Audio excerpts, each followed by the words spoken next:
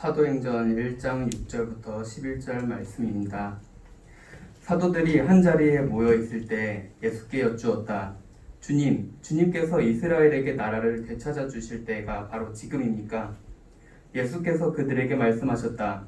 때나 시기는 아버지께서 아버지의 권한으로 정한 것이니 너희가 알 바가 아니다. 그러나 성령이 너희에게 내리시면 너희는 능력을 받고 예루살렘과 온 유대와 사마리아에서 그리고 마침내 땅끝에까지 이르러 내 증인이 될 것이다. 이 말씀을 하신 다음에 그가 그들이 보는 앞에서 들려 올라가시니 구름에 쌓여서 보이지 않게 되었다. 예수께서 떠나가실 때 그들이 하늘을 쳐다보고 있는데 갑자기 흰옷을 입은 두 사람이 그들 곁에 서서 갈릴리 사람들아, 어찌하여 하늘을 쳐다보면서 서 있느냐? 너희를 떠나서 하늘로 올라가신 이 예수는 하늘로 올라가시는 것을 너희가 본 그대로 오실 것이다 하고 말하였다. 아멘. 아멘.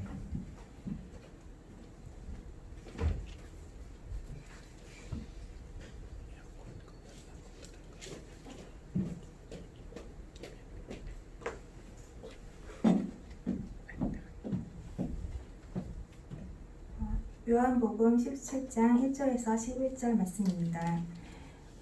예수께서 이 말씀을 마치시고 눈을 들어 하늘을 우러러보시고 말씀하셨다. 아버지, 때가 왔습니다. 아버지 아들을 영광되게 하셔서 아들이 아버지께 영광을 돌리게 하여 주십시오. 아버지께서는 아들에게 모든 사람을 다스리는 권세를 주셨습니다. 그것은 아들로 하여금 아버지께서 그에게 주신 모든 사람에게 영생을 주게 하라는 것입니다. 영생은 오직 한 분이신 참 하나님을 알고 또 아버지께서 보내신 예수 그리스도를 아는 것입니다. 나는 아버지께서 내게 하라고 맡기신 일을 완성하여 땅에서 아버지께 영광을 돌렸습니다. 아버지, 창세전에 내가 아버지와 함께 누리던 그 영광으로 나를 아버지 앞에서 영광되게 하여 주십시오. 나는 아버지께서 세상에서 택하셔서 내게 주신 사람에게 아버지의 이름을 드러냈습니다. 그들은 본래 아버지의 사람들인데 아버지께서 그들을 나에게 주셨습니다. 그들은 아버지의 말씀을 지켰습니다. 지금 그들은 아버지께서 내게 주신 모든 것이 아버지께로부터 온 것임을 알고 있습니다. 나는 아버지께서 내게 주신 말씀을 그들에게 주었습니다. 그들은 그 말씀을 받아들였으며 내가 아버지께로부터 온 것을 참으로 알았고 또 아버지께서 나를 보내신 것을 믿었습니다. 나는 그들을 위하여 빕니다. 나는 세상을 위하여 비는 것이 아니고 아버지께서 내게 주신 사람들을 위하여 빕니다. 그들은 모두 아버지의 사람들입니다. 나의 것은 모두 아버지의 것이고 아버지의 것은 모두 나의 것입니다. 나는 그들로 말미암아 영광을 받았습니다. 나는 이제 더 이상 세상에 있지 않으나 그들은 세상에 있습니다. 나는 아버지께로 갑니다. 거룩하신 아버지, 아버지께서 내게 주신 아버지의 이름으로 그들을 지켜주셔서 우리가 하나인 것 같이 그들도 하나가 되게 하여 주십시오. 아멘. 이는 우리에게 주신 하나님의 말씀입니다. 하나님 감사합니다. 오늘이 이제 이 부활절기 7번째 주일이자 마지막 주일인데요. 우리가 예수님의 승천을 기념하는 승천주일로 지키고요. 다음 주일은 성령님이 오시는 성령 강림절로 지킵니다. 때로는 불처럼 오시고 때로는 강풍처럼 오시고 때로는 폭포처럼 내려오시는 그 성령님을 기리는 이 기간에 우리가 성령님을 더욱더 사모하고 또 성령님과 더 친밀하게 동행하는 그런 기간이 되기를 바랍니다. 때로는 주어진 그 일이 벅차다는 느낌이 들 때가 있는데 여러분은 언제 그런 느낌을 받으십니까? 아이를 키우면서 한 인간을 제대로 키우는 것이 무거운 책임감으로 느껴지기도 하고요. 또 부모로서 제대로 못 해주기 때문에 이 아이의 장래를 막는 것 같은 죄책감이 밀려오는 것을 경험하는 그런 부모들도 계실 겁니다. 그럴 때 엄마로서 아빠로서의 역할이 내 능력 바뀐 것처럼 느껴지기도 합니다. 직장에서 주어진 업무나 기대, 또 주변 사람들이 나에 대해서 기대하는 바가 너무 커서 내 능력으로는 결코 주변 사람들의 기대에 부응할 수 없을 것 같은 압박감이 우리를 짓누르기도 하고요. 뭐 사업을 시작했는데 이 사업 망하지 않고 성공시켜야 하는데 하는 그런 부담감 때문에 밤잠을 못 이루거나 속이 많이 망가진 분들도 우리 주변에는 있을 것입니다. 이 교회를 설립한 것은 우리 모두의 일이어서 이 교회가 그저 겨우 생존하는 그런 교회가 아니라 건강하게 성장하고 힘있게 선교하고 전도하는 그런 제대로 된 교회가 되도록 하는 것은 우리 모두의 책임이지만, 그래도 목회자로서 그것을 이룰 수 있도록 비전을 제시하고 동기를 부여하고 기도하고 가르치고 선포하고 격려하고 여러분을 준비시키는 일, 그리고 또 어느 정도 기간이 지나면은 눈에 보이는 성과 아니면 우리가 느낄 수 있는 무슨 결과물을 만들어내야 된다는 책임감은 목회자인 저에게 있는 것처럼 여겨집니다. 그런데 그 큰 사명과 제 능력을 비교하면은 저는 너무나 작게 보이고 주어진 책임은 너무나 크게 보일 때도 있습니다. 이럴 때는 좀 부질없는 생각이지만 우리 주님이 담임 목사님을 하시고 제가 부목사를 하면 얼마나 좋을까라는 그런 생각을 하기도 합니다. 그러면은 정말 아무것도 염려하지 않고 그저 시키는 것만 하면은 되니까요. 그런데 우리 주님은 담임 목사직을 사양하시고 하늘로 올라가셔야 한다고 말씀하십니다. 이제 떠나야 할 때가 되었다고요. 아마 사도행전 1장 우리가 읽은 그 본문에서 제자들이 처한 상황이 바로 이러한 상황일 겁니다.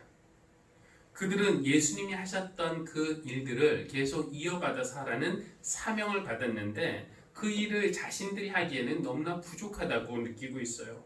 예수님이 우리 곁에 조금 더 오래 계시면서 우리를 가르쳐 주시고 도와주시고 또 때로는 직접 일을 해주셔야 하는데 이제 하늘로 가실 때가 되었다고 하시니 제자들은 그들에게 맡겨진 사명, 이거 우리가 어떻게 감당할 수 있을까 불안했을 것입니다.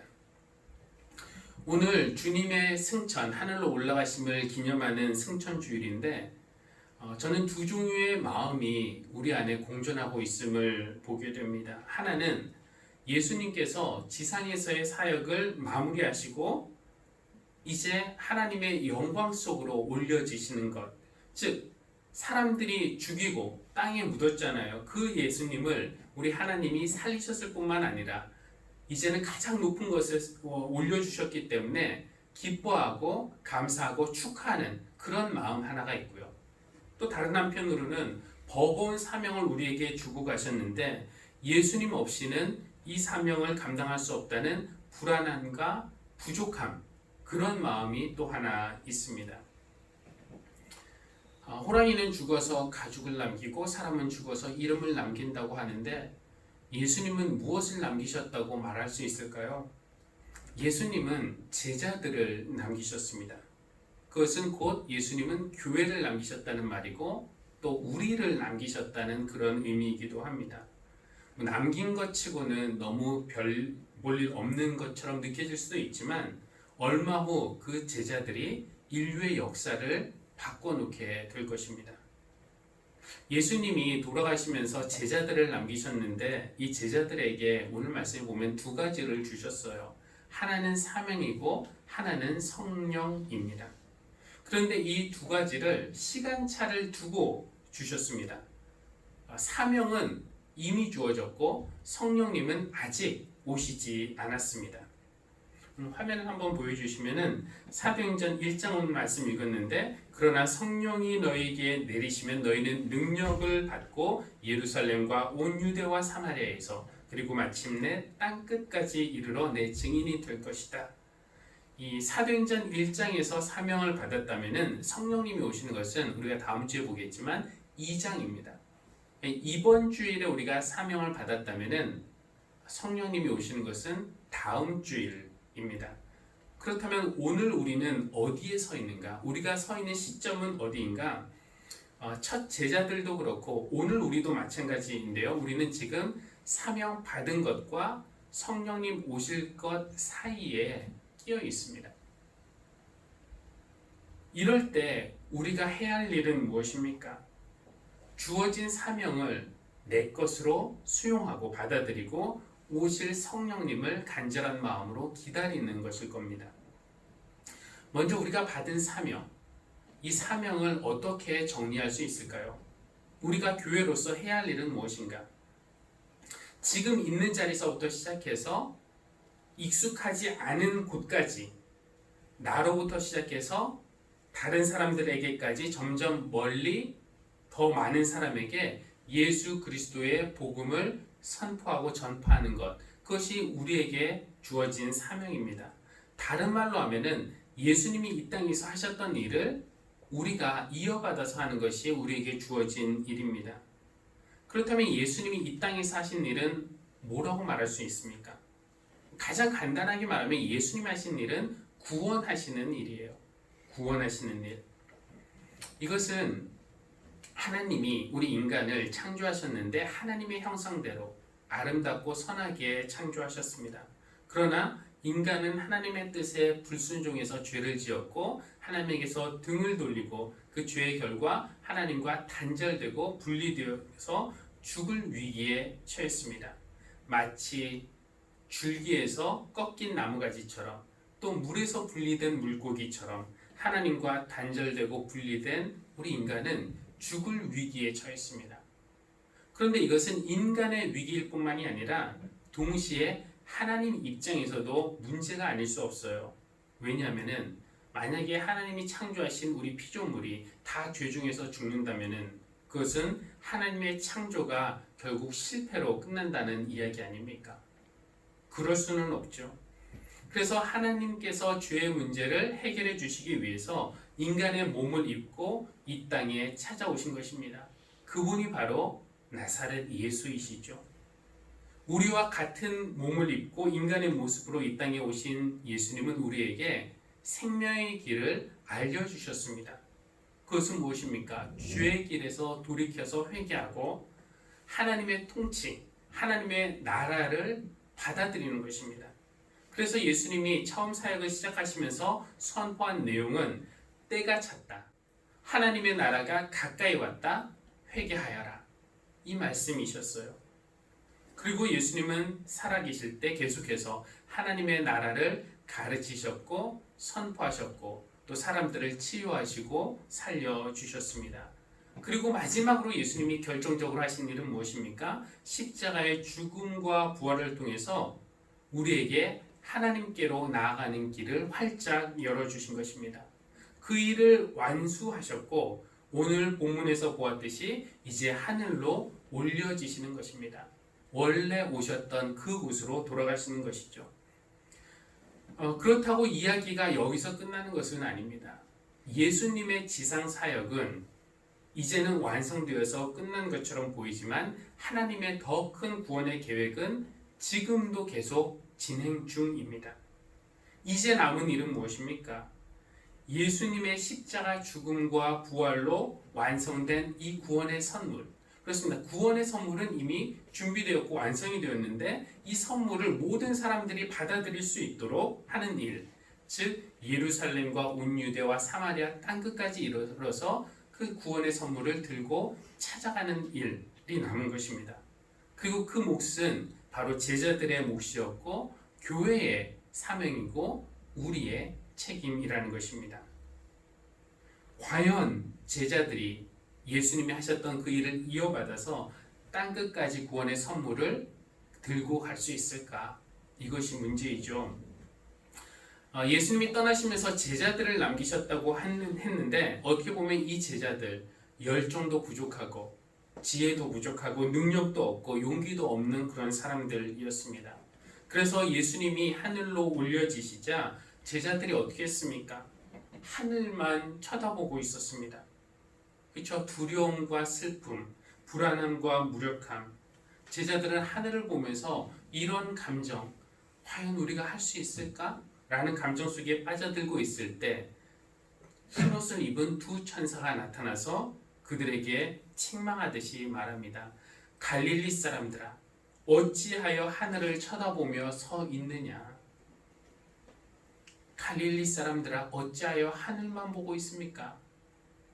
혹 이 말씀이 찔림으로 다가온다면은 그것은 우리의 삶의 태도가 제자들의 삶의 태도와 그리 다르지 않기 때문일 겁니다. 많은 경우 버거운 일이 주어질 때 믿음과 담대함으로 그리고 하나님을 의지함으로 그것을 감당하며 뚫고 나가겠다는 그런 모습보다는 우리는 왜 우리가 그렇게 하지 못하는지 핑계들을 찾기에 급급합니다. 하나님, 코로나 때문에 사람들이 모이질 않습니다. 하나님, 경제가 어려워져서 예전만큼 헌금이 들어오지 않습니다. 하나님, 사회에서 기독교에 대한 반감이 심해서 전도하기가 쉽지 않습니다. 이러면서 우리는 하늘만 쳐다보고 있는 것은 아닌지요? 제가 웬만해서는 이 스포츠와 관련해서 하는 예화를 이 스포츠를 좋아하고 관심 있는 사람들에겐 적절하지만 그렇지 않은 사람들에게는 별 의미가 없기 때문에 하지 않으려고 하는데, 그래도 사도행전의 이 본문, 예수님 승천하신 이 본문을 읽을 때마다 떠오르는 에피소드가 있어서 말하지 않고 넘어가기가 어렵습니다.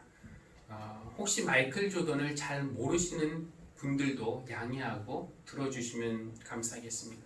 그런데 여러분, 마이클 조던을 아시나요? 주의 집사님도 마이클 조던 아시나요?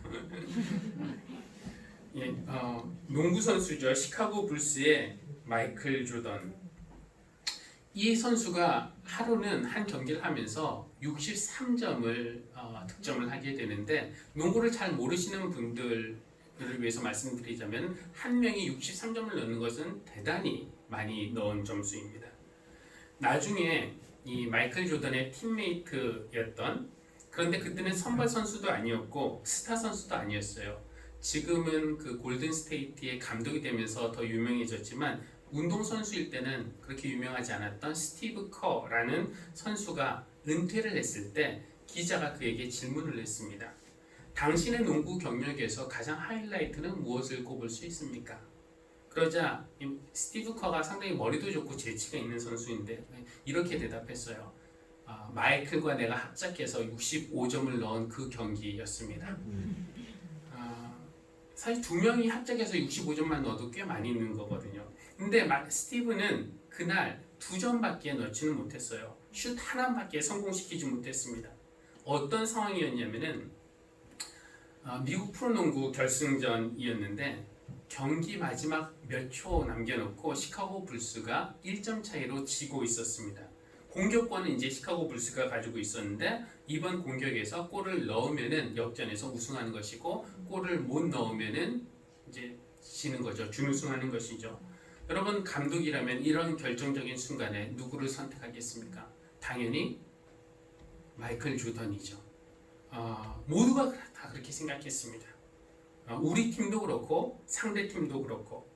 그래서 상대팀의 전술에는 다른 것이 없습니다. 가장 수비를 잘하는 사람이 마이클 조던을 집중 수비하는 것이고 필요하다면은 2명, 3명까지 집중 수비하는 것이었습니다. 몇 초 남겨놓지 않은 그 순간 공을 잡고 있던 마이클 조던이 슛을 하는 척을 하다가 골 밑에 비어있던 스티브 커에게 공을 패스를 했고 스티브는 바로 골 밑에서 떨렸겠지만 골 밑에서 슛을 성공시켰습니다. 그는 그날 딱 2점밖에 넣지 못했지만 마지막 결정적인 슛을 성공시켰기 때문에 그 게임의 영웅이 되었습니다. 여러분, 마이클 조던 같이 뛰어난 선수와 같은 팀에서 농구를 하면은 아마 내가 뭘 그렇게 필요 있겠나 싶을 수도 있을 겁니다. 그렇죠? 조던이 혼자 다 하는데요. 점수도 혼자 다 넣고 인기도 혼자 다 차지하고. 그런데 내가 마이클 조던처럼 많은 점수 넣지 못한다고 해서, 마이클 조던처럼 연봉 많이 받지 못한다고 해서, 사람들의 인기를 누리지 못한다고 해서 경기에 열심히 참여하지 않으면은 우리 팀은 챔피언 팀이 될 수가 없는 겁니다. 내가 팀에 없다면은 그 결정적인 순간에 마이클 조던이 누구에게 공을 패스하겠습니까? 어쩌면 우리와 예수님과의 관계가 이 마이클 조던과 다른 팀메이트와의 관계와 비슷할 겁니다. 우리에게는 예수님과 같은 능력은 없습니다. 우리가 예수님처럼 할 수는 없어요. 하지만 모두에게는 각자에게 맞는 역할이 있습니다. 그것이 주연이든지 조연이든지 후보이든지 하나님은 하나님 나라의 확장을 위해서 인류의 구원을 위해서 우리 한 사람 한 사람에게 역할을 주십니다. 우리가 하늘만 쳐다보고 있어서 되겠습니까? 그것은 마치 마이클 조던의 패스를 받은 팀메이트가 아니야 난 성공 못할 거야 네가 넣어 하면서 공을 다시 돌려주면서 마이클 조던만 쳐다보고 있는 것과 똑같습니다. 그러니까 마이클은 내가 다 할 테니까 너희는 가만히 있어. 이런 것이 예수님의 마음은 아니겠죠. 그러니까 하늘로 올라가시는 그 예수님의 마음은 무엇일까요? 오늘 본문으로 돌아가서 예수님이 우리에게 바라시는 것이 무엇일까? 그 마음을 조금만 더 자세히 알아보기로 하겠는데 화면 보여주시면 6절에서 예수님 떠나실 때 제자들이 이렇게 여쭈었습니다. 주님께서 이스라엘에게 나라를 되찾아 주실 때가 바로 지금입니까? 지금 이스라엘이란 나라, 지금 그들은 주권을 잃은 상황입니다. 그 땅에서 살고 있지만 나라가 없어요. 지금 이것이 50년, 70년, 100년 된 일이 아니라 500년이 넘었습니다.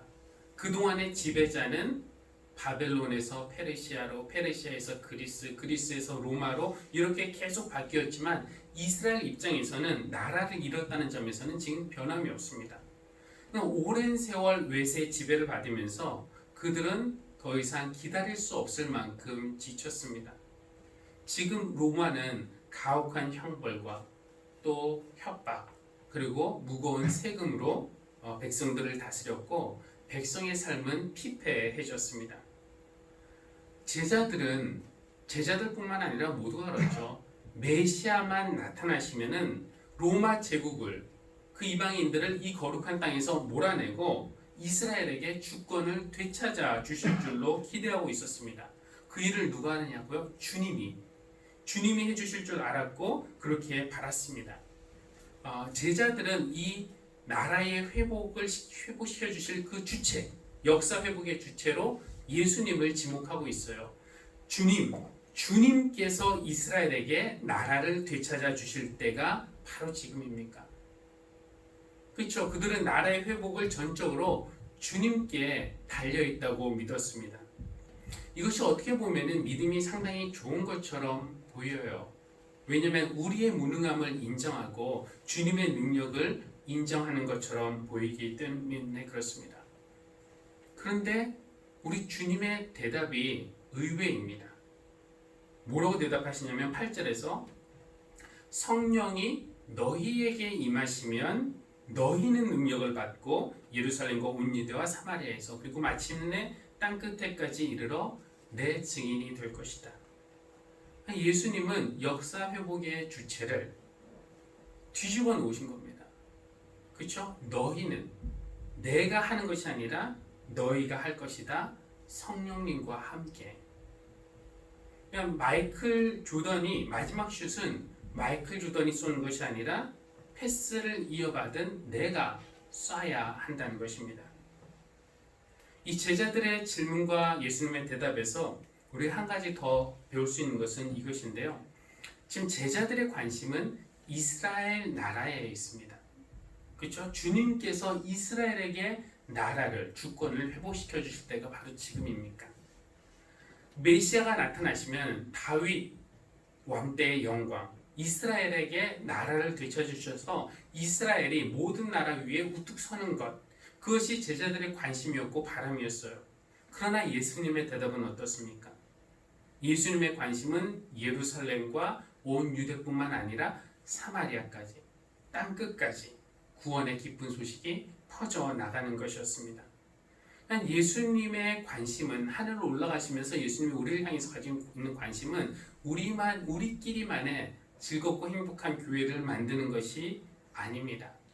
사마리아처럼 사회에서 소외받고 차별당하고 외면받는 이런 이들, 오늘 시편에서 읽은 거에 의하면은 고아들, 과부들, 외로운 이들, 갇힌 이들, 그들도 포함시키는 것. 그리고 땅 끝까지 복음이 닿기 어려운 곳에 있는 이들까지 우리가 바라보면서 향해서 나아가는 것이 바로 예수님이 우리를 향해서 가지고 계신 마음입니다. 이 벅찬 사명, 하나님의 구원 계획을 이루시는 분은 궁극적으로는 하나님이시지만 그렇다고 하나님이 하십시오, 우리는 할 수 있는 것이 없습니다 하면서 하늘만 쳐다보고 있어서야 되겠습니까?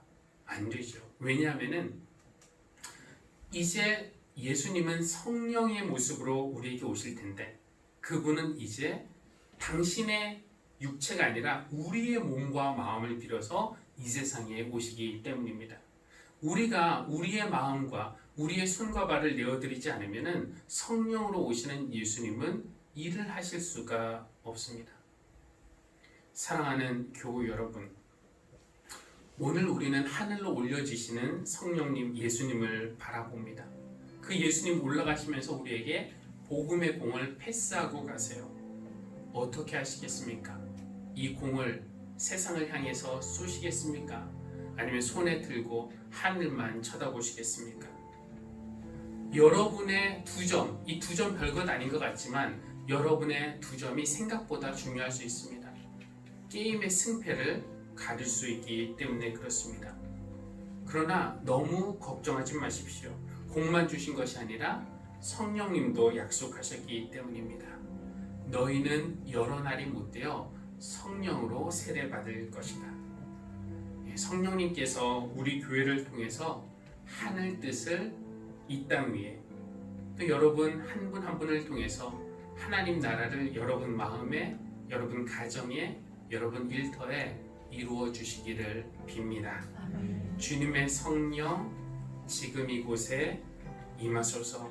우리가 이런 기도할 때에 보혜사 성령님께서 여러분 마음에, 여러분 삶에 임하시기를 주님의 이름으로 축원합니다.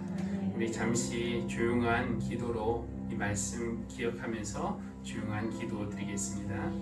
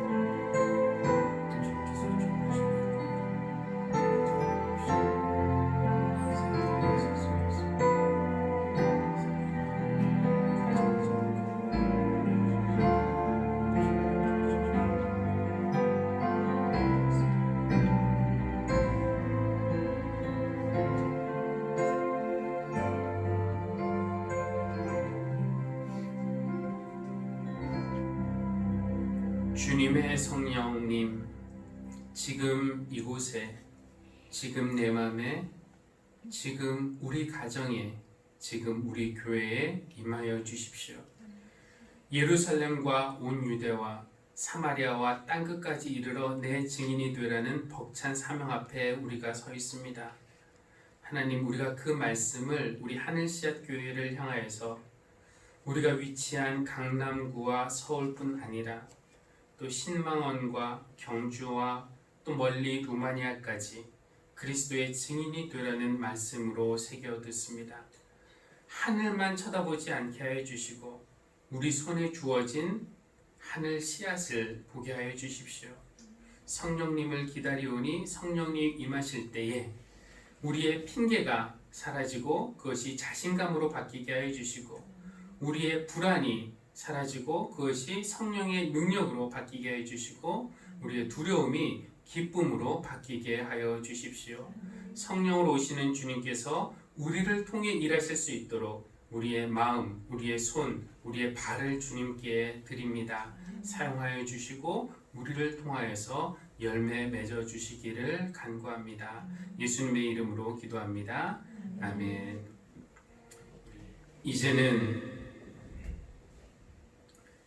이 땅에서의 일을 마치시고 하늘로 가시면서 우리에게 사명과 성령을 주신 예수 그리스도의 은혜와 구원의 일을 이루시기 위해서 우리를 불러주신 하나님의 크신 사랑과 예루살렘과 온 유대와 사마리아와 땅끝까지 이르러 그리스도의 증인이 될 수 있도록 우리에게 능력이 되어 주시는 성령님의 교통하심이 성령으로 오시는 예수님에게 마음과 손과 발을 드리는 마음으로 세상으로 보냄받는 모든 사랑하는 성도님들 위해 지금부터 영원까지 늘 함께 하시기를 간절히 축원합니다. 아멘.